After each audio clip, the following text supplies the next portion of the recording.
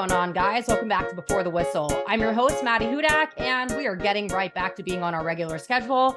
And as promised, I do have a guest on this Friday show, the voice of the Green Wave, Gloor. I had been meaning to bring Corey on the show, and given that Tulane's training camp just started up this week, I figured what better way to, I had my preview episode on Tuesday, but now that we've been able to see a few days, being there alongside Corey and taking a really cool, sweet tour through the locker room today, just being able to see everything from, spring camp all the way through the off season, every day of training camp, and, all of the access that our radio booth is awarded. It was a really enjoyable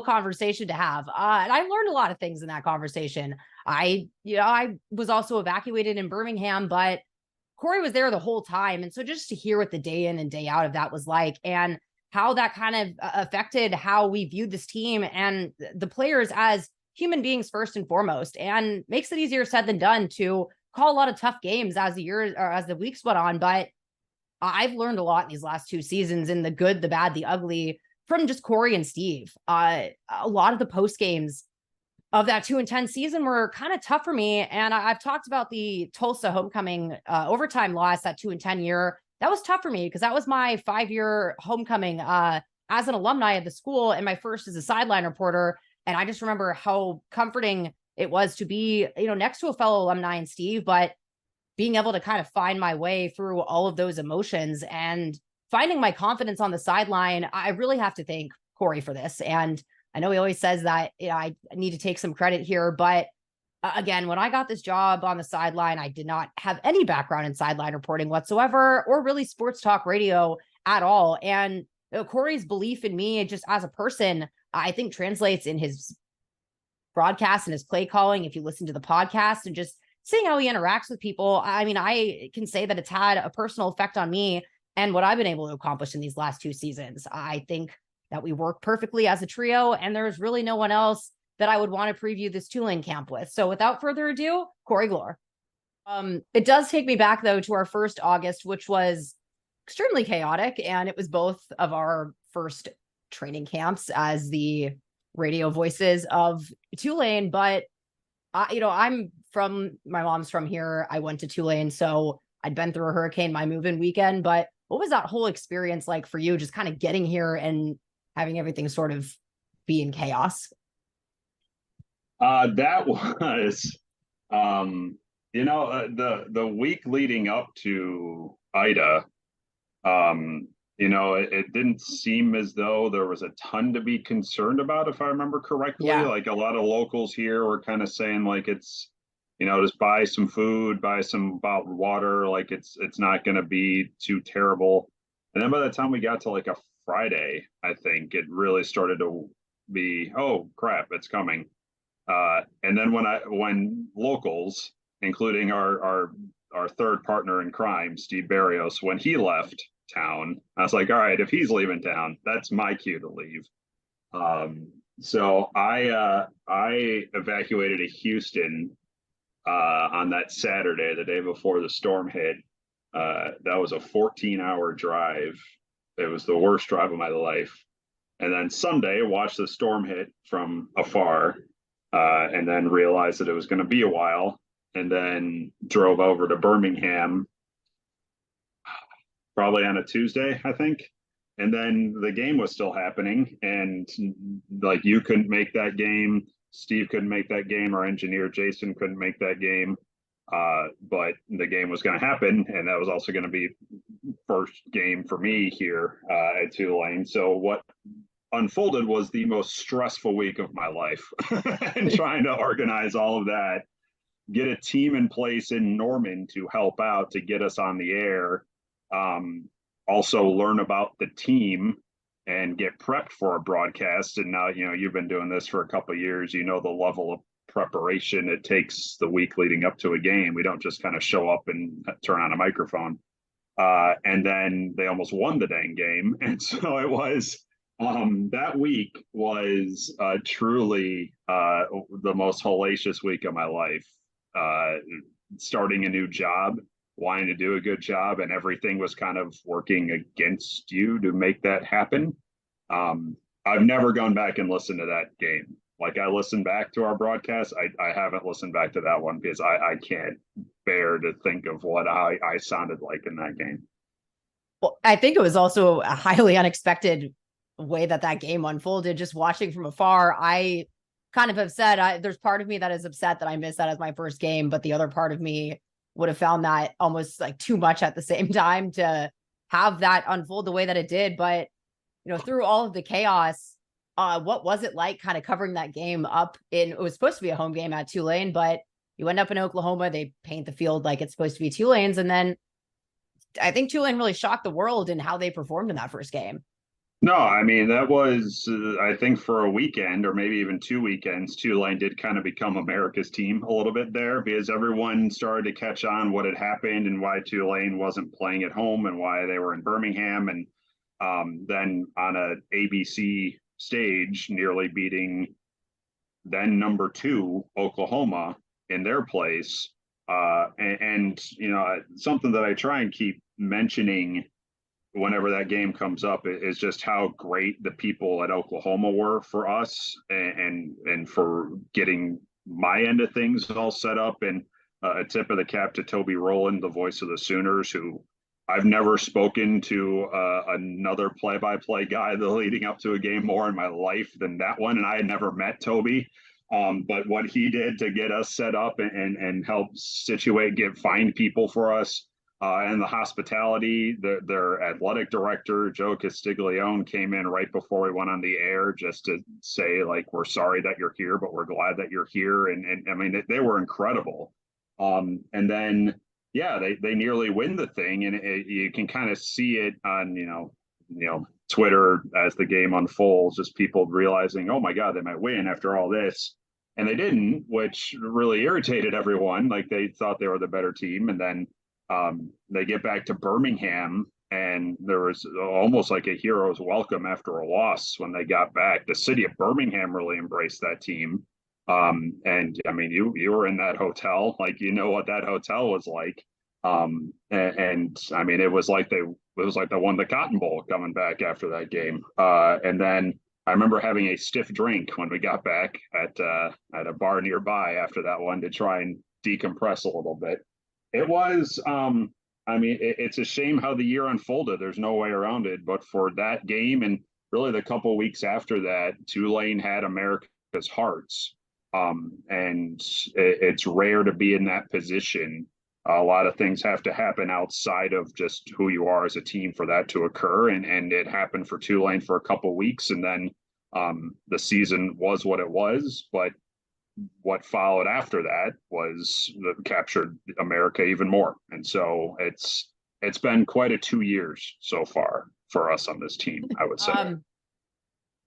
Oh yeah. The context of the Oklahoma game, I forgot that kind of garnered America's attention. And there was a lot of momentum going into that Ole Miss game where I think it was just too tall of a mountain to climb, but it was a very bizarre way to, I think, start a broadcast group together. But in a way, I think it was somewhat of a bonding experience, at least between the three of us. But how did you kind of feel like it was making relationships within the team while you were doing poorly on the field?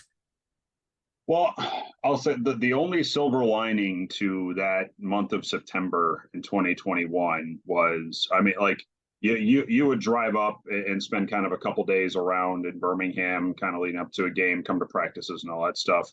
I lived in that hotel like so many other people did from Tulane athletics. And so I got to meet and spend time with a lot of people. It was real a crash course for me in kind of being around that football program, being around that athletic department when that was, I got hired that June and I started that July. So that was September was my 3rd month here at Tulane. And so the only benefit for me out of all of that was that I really got to know a ton of people there and learn them quickly because you're essentially living with them for 3 weeks. Players, coaches, staff, I mean, you name it. And so getting to know them happened, frankly, a lot quicker than it probably would have taken normally. And so it as the year unfolded and the losses kept coming and some really head scratching losses, some brutal losses just kept on piling up.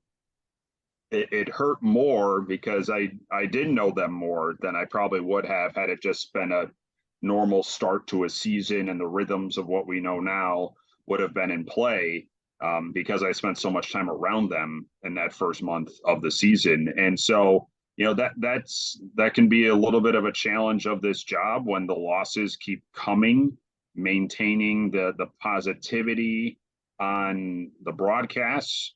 But when you know the people involved and you know that they're not, it's like not like they're giving up. It's not like they're quitting. That 2021 team wasn't quitting. Like they didn't mail anything in. They didn't cash out. Like they were trying their damnedest. But a lot of things conspired against them, and by the time they tried to sort all that out, it was too late. It hurts more, and so it's that they're putting in the work, that they're putting in the time and the focus to try and be better, and it just isn't happening. And so it can be more painful because you see it in practice, you see it in the week leading up. You're not just jumping in, putting on a headset and leaving and just, oh, there's another loss. No, there's a lot of blood, sweat, tears throughout that season to try and avoid happening, what happened having happened. It didn't come to pass. The next year it did. And it's the exact same thing. You see the work that they put in, you see the benefits of that in a year like last year, and you saw what happened when things can go wrong the year before. And so that's where getting to know the people comes into play, because that impacts how I call a game, that impacts how I view a game, because you see the people putting in the work. That them as players, them as coaches aren't just phoning it in. Like you see it, whether it's 2-10 or 12-2. Yeah, and then it almost makes it hard to kind of explain in a way what we were seeing on the field, because I kind of felt similarly where I wasn't there the whole time, but just seeing what it was like every time I went up to Birmingham and just knowing that these guys were still there with little to no amenities that they were able to bring up, let alone get around where we were in Birmingham besides Subway, which I will really that Subway. never forget. Oh my God. We kept that thing in business. Do you know that? I'm sure we funded it for 2 or 3 years with that. That Subway was going to close, and then Tulane was taking over that hotel, and the hotel said you might want to stay open. And so they did, and they might have had a year's worth of profit. Well, there's your one other silver lining, is we may have saved Subway in the process. We might have saved a Subway in downtown Birmingham. I don't know if that's ever something I wanted to accomplish, but I'm sure that really kind of gave you a crash course introduction into Tulane fans as well, because you were missing the years beforehand. I went to school there, but I never really paid attention to football. But I think as we've come to learn, the Tulane fans are really strong fans. And I think they've gone through a lot of years of bad football. And so it was kind of hard to come in new and try to provide context for the 2-10 season without almost explaining things away. But how did you kind of balance meeting this new group of fans and having to call 2 wins all year? I think what I've come to know about Tulane fans, and I had a decent idea of this when I got the job.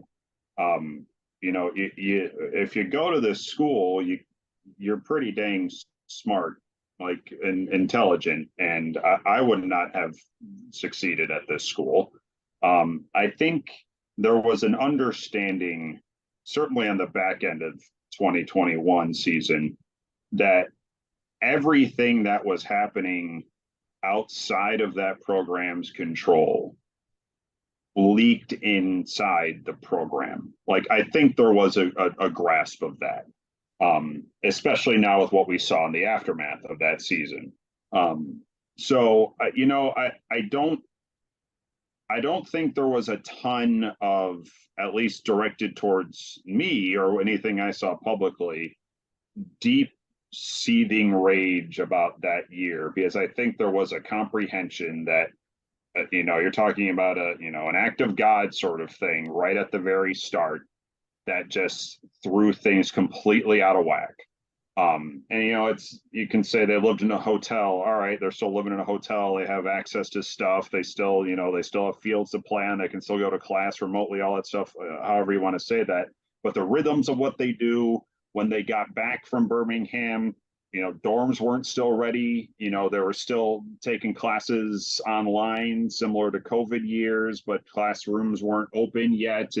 And there is a structure to a football season on a Sunday through Friday that leads to what happens on a Saturday. And when something comes in and just throws a complete wrench into that, at the very start, it's nearly impossible to get your footing back. And now, especially with what we just saw and the expectations heading into this year, I get the sense that there is an overwhelming understanding from Tulane fans that not only was 2021 an aberration, it wasn't necessarily an aberration that was inside the program that caused it. And, you can still drive around this town and see the impacts of Ida. It's that the scars that storm left were immediate and deep on that Tulane football program. They have healed from those.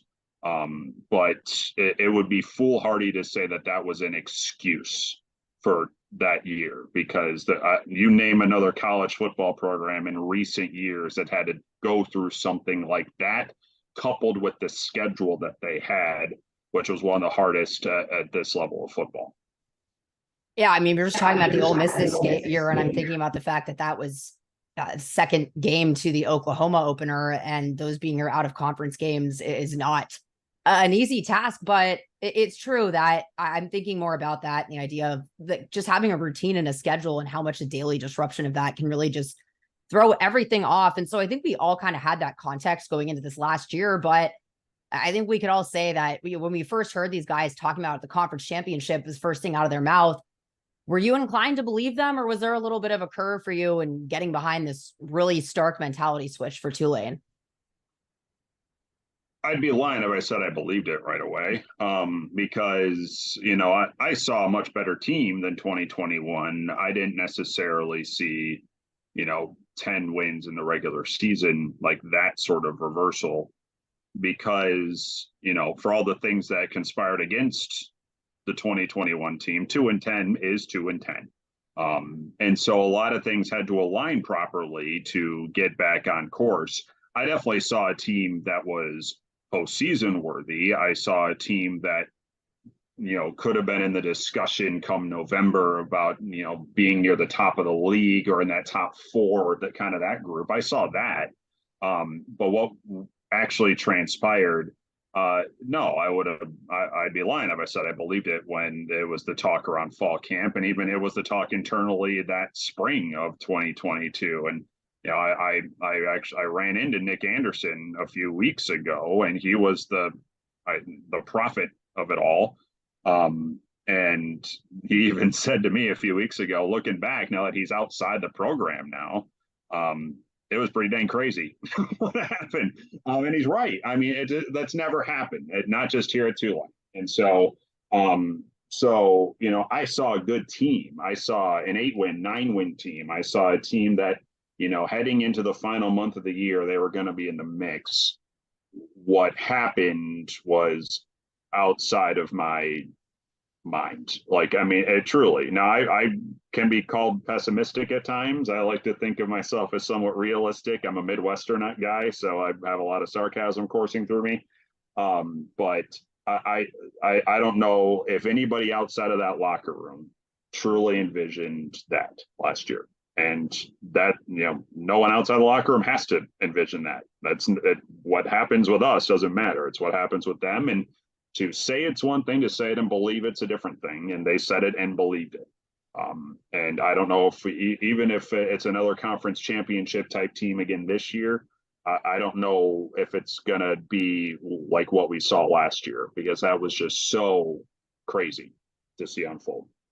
Yeah, especially when you hear Nick Anderson saying that it sounds crazy now, when he, like you said, truly was the prophet behind all this, including manifesting Navy beating UCF. So Tulane could host the conference championship, but just kind of like looking into this season now, it's hard to ignore that these guys like Nick Anderson and all of them are gone. And I think we could probably see their impact a little more, particularly, I think, during the week and really during that 2-10 season too. When Nick Anderson went down after the Ole Miss game, just his impact on and off the field, it really stuck out the most. But what do you kind of see as the things in place that'll kind of allow them to perpetuate this idea of sustained success and what that kind of looks like for this program?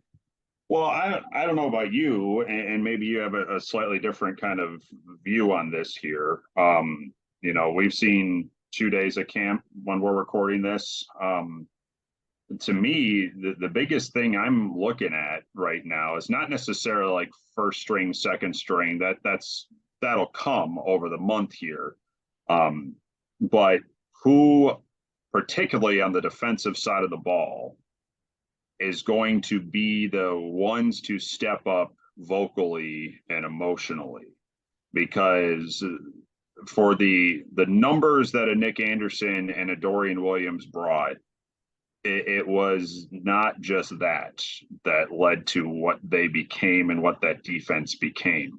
So how you replace those two and what they truly meant to that side of the ball, not just hitting guys, but knowing where everyone else should be, how everyone else should act and carry themselves as the weeks go on. I mean, we talk about Nick Anderson before the year, talking about conference championship. It was also Nick Anderson after the week 4 loss last year that said, what are we doing? Let's wake up. And now 1-0, which is a mantra nearly every team in the nation has, but this team took it to heart, is now on the hallway in the brand new renovated Wilson Center with that new locker room.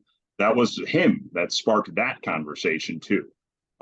So who on that side of the ball is not necessarily going to fill the void of what Nick and Dorian brought tackling wise, but who is going to be the vocal leaders of that group with a new DC and a lot of new coaches on that side? That's my biggest thing that I'm keeping kind of an ear out for in the early days of camp here. And they had a spring, and they had people are jumping up here a little bit, trying to take some of the reins of that.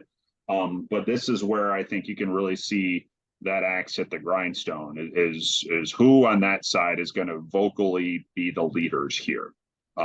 That's the biggest thing for me. Offensively, they're pretty well set in terms of that regard. You lose a huge horse in the backfield, but in terms of the leadership side of things, the emotional side of things, your 2 offensive captains from last year are back this year. And so that's pretty well set. Defensively, that's my biggest point of focus here early on in August.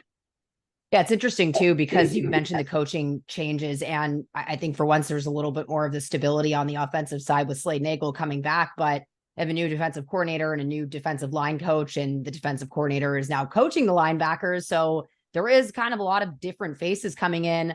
That being said, that seemed to kind of work the year before, but yeah, I'm with you where the 1-2 depth chart, I don't really know how much that helps for us to really, promote either, but I'm kind of curious about the same things. But I know a lot of people keep bringing up that Tajay's gone, but I was kind of interested in what we were talking about earlier at practice, where you mentioned that Tajay was almost kind of an outlier for Willie Fritz in that he's not normally kind of relying on just that one back. And we've seen, several running backs during camp at this point, kind of in that rotation. What do you kind of expect to see from that group, and just kind of knowing what Willie Fritz's philosophy on running the football is and how he likes to utilize his backs? Yeah, I mean, it's throughout Willie Fritz's time here, he has always wanted to really split how the offense runs, run pass. He kind of wants to be equal. One leads to the other, and we saw that run led to pass most of the year last year. This year might flip that because of who you have at quarterback and the snaps that he has. A good contingent of your wide receivers are back, and they're really high in the newcomers that they brought in, and your offensive line is by and large intact. And so maybe it flips a little bit here, at least in the early stages, but there's always a desire and a strong desire to run the ball with Tulane under Willie Fritz. And this year, to me, there's no clear lead horse in terms of being that guy to start off and get that first start against South Alabama. I got 5 guys that frankly I think are all going to be rotating around here in the first couple weeks of camp, where you got a shoddy Clayton Johnson and Iverson Celestine, who are back from last year's group, and we saw some good moments from them last year. You have a Mekhi Hughes, who was injured before last year, but they were really high on in fall camp before he had a season-ending injury. You have Arnold Barnes, who had a great spring, the freshman, the local kid coming in. Then Cedra Lewis, the transfer from Liberty, who is a name I've heard a lot about heading into fall camp. And so I think those 5 are all kind of jockeying to see what they can do here for this offense now. And that will probably breed one of the more intense position focuses this month. So in terms of like who's on the field, X's and O stuff, that along with probably the defensive secondary are the ones that are really key to focus on this year. But it wouldn't shock me at all on September 2nd if you see a good number of those backs all get time, depending on how August rolls out, because they all really like these 5 backs, and they all seem to have different skill sets to them that you can kind of blend together into a really productive backfield. You're not going to have a Tajay, but you can piece together getting to what he provided last year. Just might take 2 or 3 guys in the backfield to do it, which is the way that Willie Fritz has had his offense a lot in his time at Tulane. Yeah, and even just thinking back to last year, I think it really was after the Cincinnati game where Tajay played every offensive snap for the first time that he just kind of completely took over the offense. But thinking back to those earlier games that season, there were running backs that would step up at one game or another. And so, yeah, it's easier said than done to replace someone like Tajay. But we saw guys like Iverson Celestine really help the team out in Kansas. And that was also something I wanted to ask you about. I just remember I was actually listening back to it and just kind of hearing your voice when you realized that Willie Fritz was sending the guys back out there to go for it on 4th down and win the game. What was going through your head during that kind of final minutes? And were you as surprised by it when it was over, and just kind of knowing how Willie Fritz is as a coach? I mean, it's still he is on record as saying that the probabilities there. He's got the chart, and he looks at those charts about what to do, what not to do on 4th downs, and all that sort of stuff. And the odds of winning the game were just a slight edge higher, and by going for it on 4th down than punting the ball, like a slight edge. And so he trusted the percentages, and it worked. The thing that I'll stay here just inside baseball wise as a play-by-play broadcaster, as there's not a ton going through my head during the course of a broadcast, which sounds bad. But it's because that you have to stay with the moment so much that in terms of thinking ahead or thinking back on something, there's just not a ton of time for that. After the fact, it was wow, that was risky. Like, that was extremely risky. But in the moment, it's not just it's a realization. And what people don't know is, again, I'll go inside baseball here with how our broadcast is set up. You were up in the booth by this point. You were not on the sideline because it was near the very end of the game, and you're getting ready for the post game show. And so, like, if it was happening at any other point in the game, you probably would have been in my ear saying, they're going for this. But you weren't. You were standing right behind us. And so all of a sudden I look down and I'm like, wait a minute, this doesn't compute. This ain't right. And I think, I don't remember a ton of it, of the call, where I think you can kind of hear my surprise of like, are they going for this? Are they really going for this? Because you're so used to not seeing that, even if the percentages say do it, which it did in this case, just for, decades of watching the sport like I have, and you have, you're not used to seeing that. And so then you're just like, all right, they're going to go for this. Get the call right. Like, don't blow the call here, because this might be what we thought at the time, the biggest win in Willie Fritz's tenure. And so, like, if they get this, they're going to win this game. And so, like, don't screw it up, like that sort of thing. Like, don't screw up the call of this play. And then they pulled it off, and I think I called it all right. Again, I don't really remember. It kind of drifts out of my brain once the broadcast is over, and then it's that kind of exhale once you sign off and go to post game show, where there's a little bit of time to just comprehend, like, wait a minute, wait, hold on. That's not what we're used to seeing.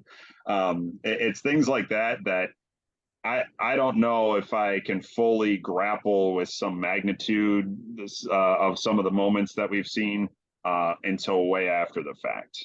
Because in the moment, it's you have a job to do, you watch a game differently doing this, and your job's to describe it. So you better describe it cleanly and properly, because that is the one reason you're there. So that takes me back. I don't remember the touchdown in Houston that well. I think you remember that touchdown in Houston well, because you got clobbered.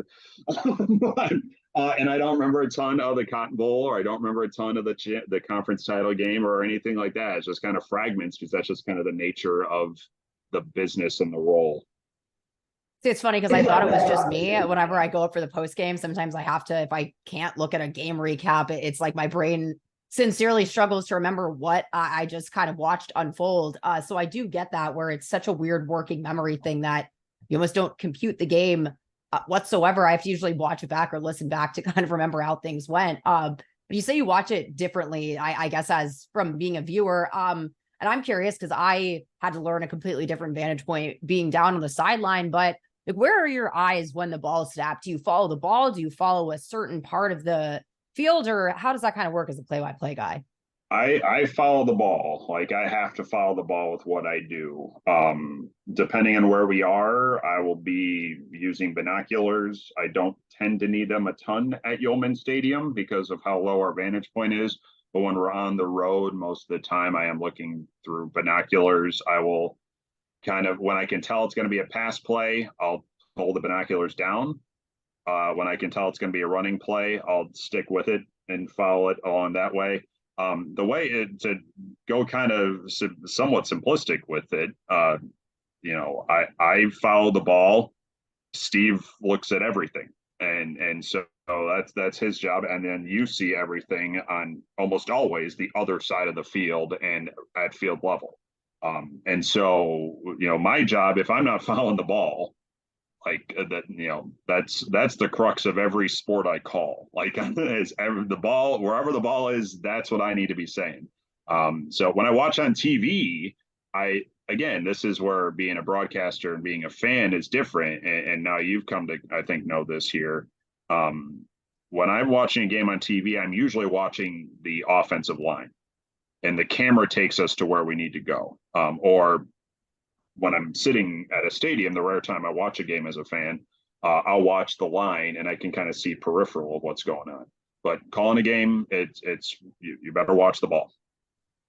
Yeah, it makes sense. I think that I kind of do the same, but it's interesting because, I read all these books about film study and all of it is saying to take your eye off the ball, but that's easier said than done if you don't have to call the plays. But helps that you have Steve then to fill in those gaps. And what has it kind of been like just working with Steve these last 2 seasons, especially with the context of him being around the program and part of the team for such a long time, including just kind of the emotional component of the last 2 seasons?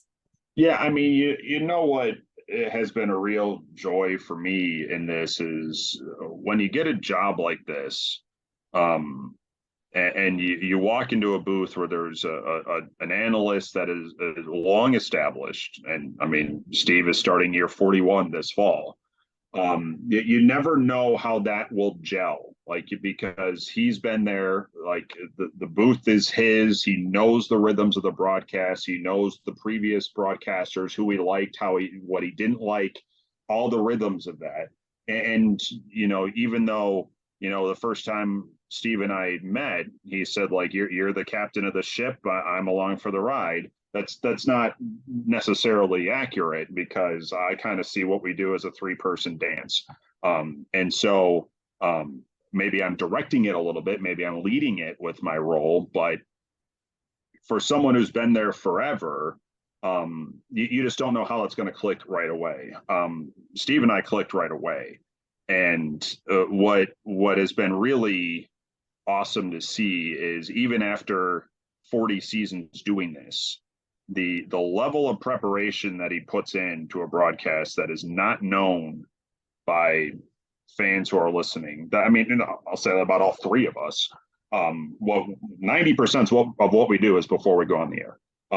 And he goes back and watches film of previous games of our opponents, the notes that he brings on his chart heading into a game day, the stuff that we put into our pregame show, which people don't know about, and what he brings to that. Like, he's been doing this for going on his 5th decade now. He doesn't really need to do this at this point, but he does it because he loves doing it. He loves doing it, and he's really damn good at doing it. And that's why he's really damn good at it, is because he still puts in that time, that level of detail, that attention to doing it. And so as a play-by-play broadcaster, like, that's a dream. Like, to know that, like, he is doing film study on all this. Like, he might be, he's laid up a little bit right now. He's probably scrambling to watch South Alabama games from last year. Like, I mean, stuff like that, that is, that you hope for from a person in that position, that I've never once had to, like, ask for him to do. Like, I mean, that's stuff that it's been a dream to work with. And again, it's someone who doesn't need to do it, but he does it because he's good at it, and he's good at it because he does it. So it's been awesome. And then it just kind of adds to, I think, the feeling that we all had towards the end of last year, where seeing just the full Yeoman Stadium the way that it was for the championship game, and just, again, knowing how many years of bad football that Steve and Alden, our stats guy, both have kind of gone through. How has that kind of been like, watching that? As obviously I missed the majority of that down on the field. I see the field view, but kind of watching from their perspective as well. Yeah, I mean, I've been sitting next to those two for 2 years. There have been many others that have come before me that frankly probably should have been on the call of moments like that. Like, I think about a Todd Graffinini or a Ken Berthelot that were in that booth forever and saw some pretty mediocre at best games. And so, like, to be able to look to my left and to see Steve and Alden, who was starting, I believe, his 30th year in the booth, if he comes back with us this year, to see what they were looking like. And we're still on the air as the fans are flooding the field, and you have disappeared in the mass of humanity down there, and I can barely hear you, and I can see kind of the glimmer in their eyes about just what was happening there. And I think that night almost was bigger than the Cotton Bowl, because of just that felt like a uniting again of Tulane with this city. And that's something that Steve has been hoping to see for 2.5 decades. I mean, and you could tell just what that meant to him, what that meant to Alden, and for it to happen in a big year for Steve, in the 40th anniversary that we pulled a surprise on him for throughout the year. I don't think you could draw anything up better than what just happened for Steve. I mean, I don't think he still believes it. So, I mean, that's and you've gotten to know, well, you went here, but you've also gotten to know fans over the years of doing this, and gotten to know people in the program, just what that night meant to people here. Irreplaceable. I mean, it was those are we have a fun job. Like, we work in the toy section of a department store. Those are the nights that are just, you dream of having opportunities like that. The one thing that you would love is to just be a fan in those moments like that. And I think the cool part of your role is that on a night like that, you did get to be that a little bit at the end of the game. You did some interviews. Someone blew out your microphone. I think it was Tajay. Tajay. Yeah, I mean, it was it was rough. But you were doing interviews, and then you got to celebrate a little bit, and then yeah, that's the one thing about the job is the fan does kind of take a side seat a little bit. And so moments like that you cherish because you know that people might be listening to you to capture those moments, and people have been listening to Steve for a long time, and to hear him try and put that moment into perspective, that was a real joy to be around. A good point too, because it almost does become a footnote, the conference championship, just because of the what's the word for it? Grandiose nature of the Cotton Bowl, for lack of a better term, and just how kind of incredulous it was what they were able to accomplish in the final 4 minutes, and just being at Jerry's World, this, that, and the other. But I think that that's almost expected there. The fan turnout was really surprising, but I mean, as someone that went there, I only saw 1 year of Yeoman. To me, the student section and the way that school really all came together last season, I just think back to earlier in the year where Tajay was out there during press conferences saying to go on TulaneTix.com so he can have a stadium full of fans when he scores a touchdown. And it's almost incredulous to think back on that part of the year, because I don't really think it's going to be an issue kind of heading into this season. But I think that night really solidified just a lot of things and just exercise a lot of demons, I think, for the players, the city, and it just kind of turned Yeoman Stadium into more of a home for me than just kind of the stadium on campus that the football team happens to play in. Yeah, you could feel, it was transcendent, maybe is too big of a word, but when I was here doing my interviews for this job, I was told pretty plainly that there had been really a lost generation, maybe a lost 2 generations of fans here, really since, not just the 1998 year, which got a lot of discussion with what was happening last year, but really it was the 05 Katrina year that, I mean, just sapped everything. Not just, Tulane football was minor in comparison to everything that was going on, but from that point on, it's been just a long uphill climb to recover. And so that night, it truly did feel like you had people coming back, and the history, the relationship between New Orleans and Tulane football, that's Tulane and sports in general, has been just kind of there for a long time. And for that year, and definitely that night, it felt like it was the thing. It felt like that this city was rallying behind this team, this school, and to see the students take to this like they did, it's what you hope for when you are building a college athletic department. And I think what it showed, and I'm on one side of it here. You can have both. You can have a high level academic institution and a high level athletic program. Because you look at what happened last year outside of football, and you saw kind of a bit of a trickle amidst everything else at Tulane. And you saw the interest in a lot of things spike because of it. I mean, how many basketball games did you go to as a student? 0. I graduated in that stadium, and it was the first time I'd been in there.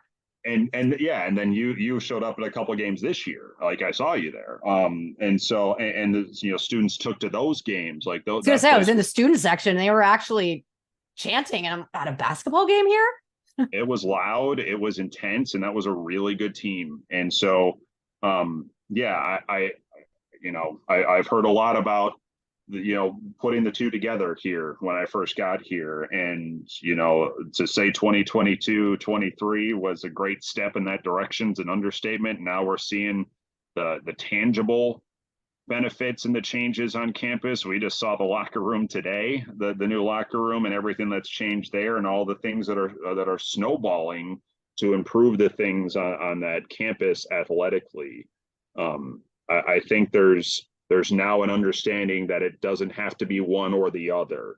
You can manage both, you can support both, and one can lead to the other. And so that's what last year felt like. That's why transcendent might sound too grandiose, but it kind of fits here because of what has preceded it last year, both on this campus and in this city. That's what last year felt like. So it was, again, it still kind of feels a little bit like a fever dream. That it does, but I kind of felt the same way walking in the locker room today, just because as someone that went there, I think you're correct. And just, there was such a disconnect between athletics and the university side of things. And it does kind of feel like, even just looking at things like the new turf, I know that it kind of gets like brushed off, but to me, it's just been a complete turnaround in the commitment to the football team, to all of the athletic teams at that. Hearing about the baseball team getting new turf soon and just all of the renovations going on around campus, but it makes a huge difference. You just think about how excited like Keith Cooper was talking about seeing himself making a play on that screen in the locker room. That matters to college age guys and, you know, recruits that come in and see kind of these lights and capitalizing on things like the Cotton Bowl and the championship game. I don't really think they're going to have to worry about selling out Yeoman, at least in the first couple of weeks of the year next season. Yeah, I mean, I've already been asked about week 2 tickets, and I have no tickets. I will not be getting tickets for week 2. Week 1, get your tickets like that. I don't know how much in-depth season preview you want to do here, but that game against a 10-win South Alabama team last year that played for a conference championship last year. Here's what I'll just bottom line say: there are 7 home games this year, plus a very drivable 8th road game. Or road game for 8 here. It should not matter who Tulane is playing. They, on August 15th, when the AP poll comes out, they should probably have a number next to their name. Doesn't mean a ton in the preseason poll, but that will be their preseason champion pick in the conference and a brand new league to look at. It does not matter who was on the other side of that field inside Yeoman Stadium or in week 3 in Hattiesburg. Heck, drive out to Houston. We're going out to Rice in one of these games. And like, that's a 5-hour drive when it's not hurricane traffic. That doesn't matter. Like, you have one of the nation's best teams right here. And if you haven't jumped on yet, I don't know what you're waiting for. And so when September 2nd rolls around at 7:00, that thing better be filled, because you are seeing a really good team come on in to play one of the nation's best teams. And then as the year goes on, it should be, let's go to the Tulane game, not Tulane's playing this team. Let's go see it. That it's that simple now. Like that's what last year, of the many things last year accomplished, that's what should be front of mind to fans and even casual sports goers in this city and around this area. Tulane's playing. Let's go. That's where they are now. All right, y'all. I really enjoyed how Corey ended that. At first, I was kind of trying to figure out where he was going with that in terms of it not mattering who the opponent was. Or does he mean that 1-0 mentality? And then I realized that he was talking about the fan base, and I'm pretty inclined to agree with him. Tulane is just a good story at this point, and it really doesn't matter which matchup on the schedule you end up picking as your game of choice. I would probably say all of them, but I'm probably biased at the same time. But it's just a great group of guys. It's the greatest single season turnaround in college football history. How do you follow that up? That to me is worth seeing. So come out there and bring your headphones so you can listen to us on air at the same time. But it was just enjoyable to talk with someone else that's been there really from the start of my sideline career to now, and how that's looked from his perspective, and not having a connection to Tulane beforehand, but really just becoming, essentially the voice of the Green Wave. You become the voice of the people, and to have the finger on the pulse of the Tulane fan base in the way that Corey did in just 2 seasons. I mean, I think, again, it shows in our broadcast, just the passion that all 3 of us and the preparation that we have. And again, I really hope that translates, because that's really what we want to do at the end of the day, is just help tell this story the best way that we can and call some fun football games while we're at it. So with that, I am back to 2-a-day training camps now. As I've said, I've been going to Saints camp this past week, but with everything that's been going on, I figured it would probably be good to just get my head screwed on straight and talk about what I love and what I'm most comfortable with, which is Tulane, and bring on someone that at this point, it's technically my boss, but it's just the friendships that I have with people at Tulane and in the media department throughout. It really is just so meaningful. As he said in the podcast, it really is. We work in the toy department of a toy store. It's kind of ridiculous that we get to do this for a living, and I'm just so grateful to be a part of this crew. So with that, I will see you guys on Tuesday.